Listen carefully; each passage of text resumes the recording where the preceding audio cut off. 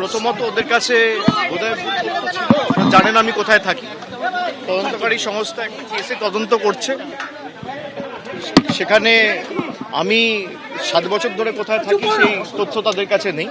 তো যাই হোক, তাদেরও চাকরি করতে হয়, আমি কাউকে দোষ দেবো না। তারা একটা নোটিশ নিয়ে এসছে, আমি নোটিশটা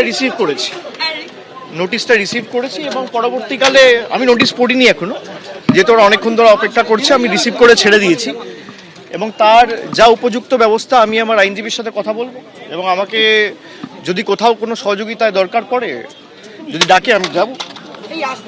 নিশ্চিতভাবে আমার আইনি সহায়তা নেওয়ার অধিকার আছে এবং আমি আমার আইনজীবীর সাথে কথা বলবো, তারা যে পরামর্শ দেবে। এবং আমার তো লোকানোর কিছু নেই। আমি বিগত দিনেও যখন আমাকে ইডি, সিবিআই, এমনকি দিল্লিতেও ডেকেছে, আমি সবসময় তদন্তে সহযোগিতা করেছি, কোঅপারেট করেছি।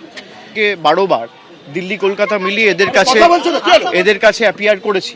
আমি তো কোথাও পালিয়ে যাইনি না। সে তো রাজনৈতিক, এগুলো নিজেদের স্বার্থ রয়েছে, সে কারণে অপব্যবহার, ক্ষমতার অপব্যবহার যদি কেউ করে, ক্ষমতায় বেশি দিন তারা টেকে না। কিন্তু আমরা এই লড়াইয়ের ময়দান থেকে সরবো না। এসব করে আমাকে আগেও দমাতে পারেনি, আমি আগামী দিনেও মাথা নত করার ছেলে না।